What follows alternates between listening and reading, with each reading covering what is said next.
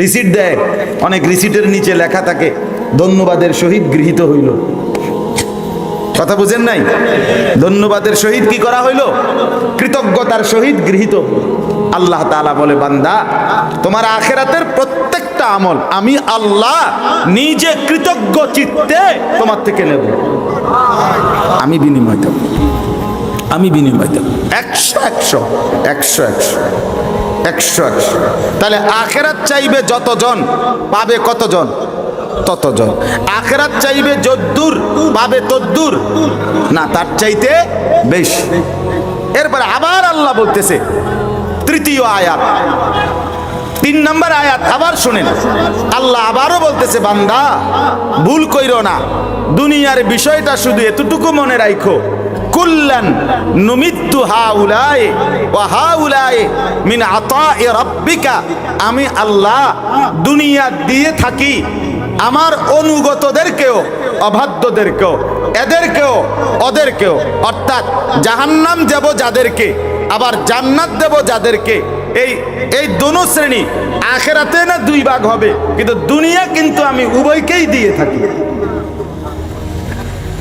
দিয়ে থাকে কিনা বলেন না কেন? সেজদাওয়ালাও আমার দুনিয়ার ভাত মাছ চাল ডাল পায়, নাফরমানও আমার দুনিয়ার ভাত মাছ চাল ডাল পায়।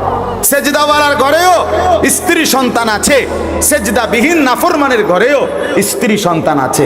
সেজদাওয়ালাও দালান বিল্ডিং এর মধ্যে ঘুমায়, সেজদাবিহীন নাফরমানও দালান বিল্ডিং এর মধ্যে ঘুমায়। তো এই জন্য আল্লাহ বলেন, ওইখানে তো 2 ভাগ, 1 ভাগ জাহান্নামী বানাবো, 1 ভাগ জান্নাতি বানাবো। কিন্তু দুনিয়া কুল্লান নুমিদ্দু, সকলকেই আমি দিয়ে থাকি, হাউলায়ে ওয়া হাউলায়ে, এরাও তারাও, মিন আতা'i রাব্বিক, আপনার রবের দান দুনিয়ার যেগুলো, এগুলো আমি সকলকে দিয়ে থাকি। ওমা কানা আতাউ রাব্বিকা মাহজুরা, দুনিয়ায় আপনার রবের দান, অর্থ সম্পদ, বাড়ি, দালান, ক্ষেত, ফসল, আসমান, জমিন, চন্দ্র, সূর্য, আলো, বাতাস, রোদ, বৃষ্টি, আগুন, পানি, আল্লাহ বলেন এগুলো আমি কারো জন্য নিষিদ্ধ করি না, সবাইকে দিয়ে থাকি। ডাকলেও দেই, না ডাকলেও দেই, অনুগতকেও দেই, অবাধ্যকেও দেই, ইমানদারকেও দেই, নাফরমান বেঈমানকেও দেই, মানুষকেও দেই, জন্তু জানোয়ার, কুকুর বিড়াল শুকরকেও দেই। তাহলে এটা কোনো আশ্চর্য কিছু না আমার বাপ, এটা কোনো আশ্চর্য কিছু না, এটা মনে রাখা চাই। দুনিয়া পাইছেন আপনি কিংবা আমি, তেমন আশ্চর্য কিছু পায় না। আজকের দুনিয়ায় কাফের আর বেঈমান আরো যদি ক্ষমতা পায়, আরো যদি অর্থবিত্ত সম্পদ আর প্রাচুর্যের মধ্যে পড়ে থাকে, তারপরেও এটা কিছুই না। কারণ আল্লাহ তাআলা বলছে দুনিয়া একদমই সামান্য, একদমই সামান্য, একদমই সামান্য, অল্পক্ষণ। দুনিয়া কতক্ষণ? অল্পক্ষণ। আমি প্রায় বলি যে আল্লাহর তাড়াতাড়ি আর আমরার তাড়াতাড়ি সমান না, সমান না। কোরআনে আছে আলফা সানাতিম মিম্মা তাউদ্দুন, আল্লাহ তাআলা বলেন তোমরা 1000 বছর গুনলে, যেখানে 1000 বছর তোমরা মানুষ গুনলে যে দূর, আমি আল্লাহ একদিন গুনলে এর দূর।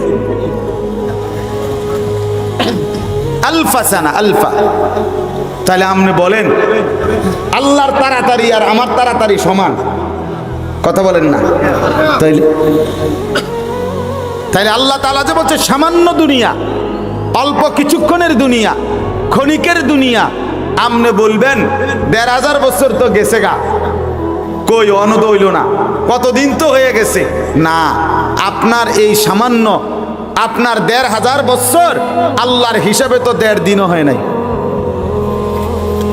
তাইলে এই জন্য আমরা প্রথম কথা হলো বনি ইসরাইল সূরার 18, 19, 20 এই 3টি আয়াতের মাধ্যমে আমরা মূল একটা কথা আগে বুঝবো যে দুনিয়া প্রীতি, দুনিয়ার লোক, শুধুই দুনিয়া নিয়ে ব্যস্ত থাকা যুবক কিংবা বুড়ো, নারী কিংবা পুরুষ, এটা কোনোভাবেই আমাদের জন্য কল্যাণ বয়ে আনবে না। এটার পরিণতি কি?